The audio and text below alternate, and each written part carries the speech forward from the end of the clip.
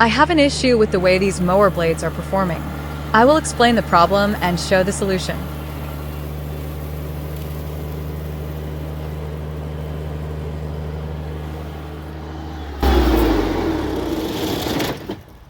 Okay, right there is my issue. No vacuum. See all these leaves that got left behind? That's not good for me. So I'm going to put these other blades on that I just got in, and we will see if there is a difference. If there is, then I'll show you the blades that I have on there now, which I put on in the spring, which I ordered from Amazon. I'll show you what they were, and then I will show you what I got. Okay, I've got a 30mm socket on the impactor wrench. Gonna see if I can get these off real quick.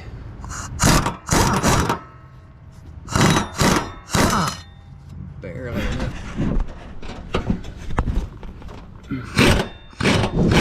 And then the last blade over here.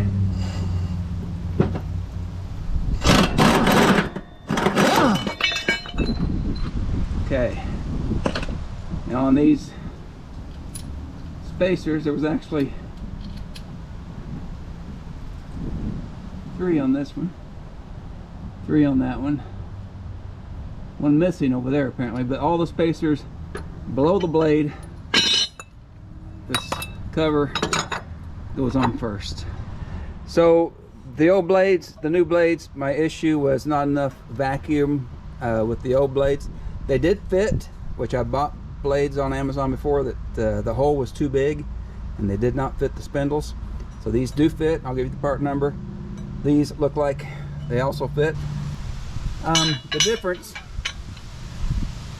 the old one only has a little turned up area right at the last 1.5 inches.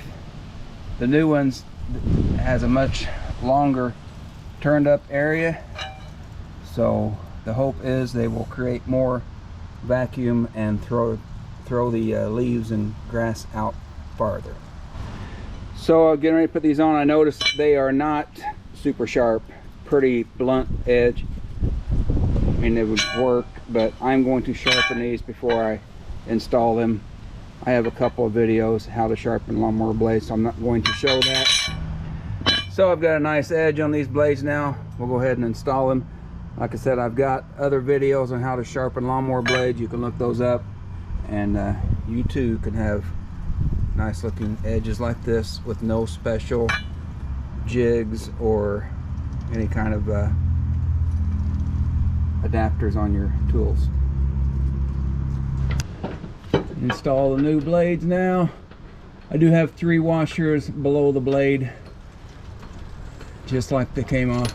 These do fit nice and snug around the spindle, so that's great. The bottom washer is the one that has a hex shape in it that fits up over the spindle.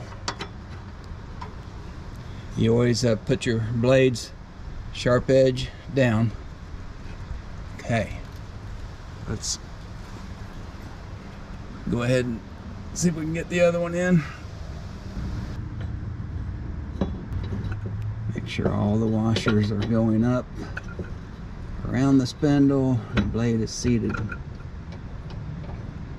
all the way up. Nothing's in a bind. That last washer is a hex shape on that, which fits up over the spindle. Now, that just has to be tightened down with the impact. I'll go to the other side and get the third one. That's where my impactor wrench is. Alright, so that goes on first. Let's get the bolt ready to go. That goes on. Get it all up there, get all the washers up. Then bring the bolt up. Put the impact on the tighten position.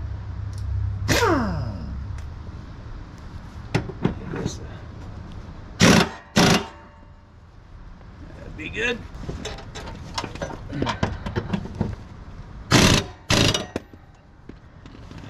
one more.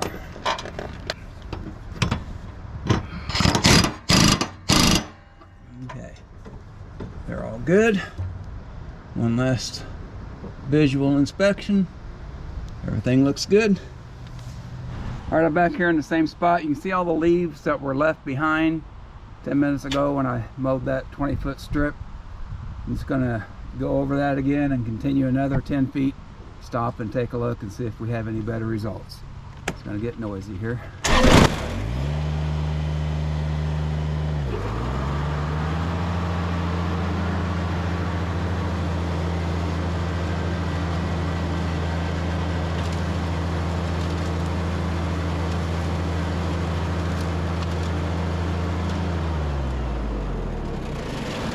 Okay.